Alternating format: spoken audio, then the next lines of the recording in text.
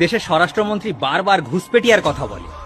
দেশের স্বরাষ্ট্রমন্ত্রী নিজে দাঁড়িয়ে বর্ডারের অবস্থাটা কি করে রেখেছে, ভিডিওটা আগে দেখুন।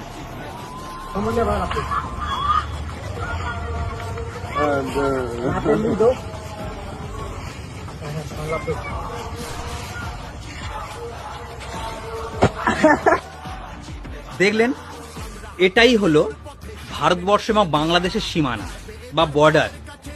একটা এখানে কোনো বর্ডার সিকিউরিটি ফোর্স আছে বা বিএসএফ এখানে আছে? দেশের স্বরাষ্ট্রমন্ত্রী নিজেও জানে যে এখানে কোনো রকমের বর্ডার সিকিউরিটি ফোর্স নেই, তারপরেও কিন্তু এরা কোনো ব্যবস্থা নেয় না। এরা রাজ্য সরকারকে বারবার আঙুল তুলে দোষারোপ করে। কিন্তু দেখো, এখানে যে ভিডিওটা আপনারা দেখলেন, এখানে বাংলাদেশের মানুষ বর্ডারের ওপরে উঠে সেলফি তুলছে, মজা করছে, বা মানে যাতায়াত, মানে নিয়মিত যাতায়াত করছে। এগুলো কে দেখবে? রাজ্য সরকার দেখবে না বর্ডার সিকিউরিটি ফোর্স দেখবে? দেশের প্রধানমন্ত্রীর নাকি ড্রোন ক্যামেরা আছে, ড্রোন ক্যামেরা নাকি সবকিছু দেখছে।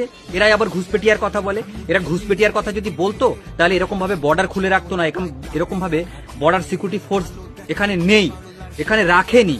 কারণ এদেরও নিজস্ব একটা সোর্স অফ ইনকাম আছে। সেই রাস্তাটা যদি বন্ধ হয়ে যায়, তার জন্য এরা বর্ডার সিকিউরিটি ফোর্স এখানে রাখেনি।